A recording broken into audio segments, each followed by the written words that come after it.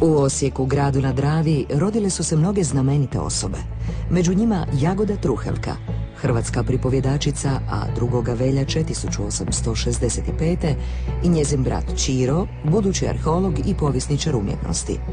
Nesumnjivo je na njihov izbor utjecalo djetinjstvo u rodnome gradu i otac Čeh koji je bio učitelj. Jagoda se posvetila učiteljskom zvanju, a Ćiro se opredijelio za filozofiju, arheologiju i povijest umjetnosti. Doktorirao je dizertacijom u Meduliću.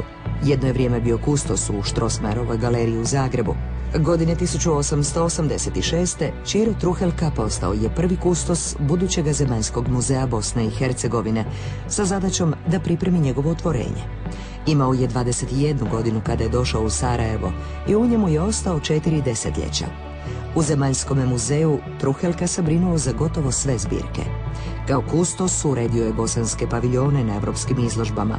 Dao je izniman doprinos u proučavanju povijesti Bosne i Hercegovine.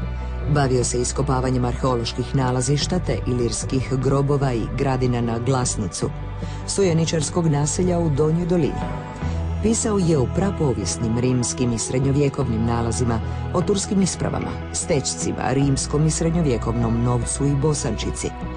Radi istraživanja naučio je albanski i turski jezik, što mu je bitno poslužilo u istraživanju.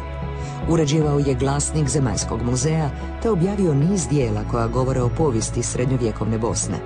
Ćiro Truhelka umro je u Zagrebu 1943.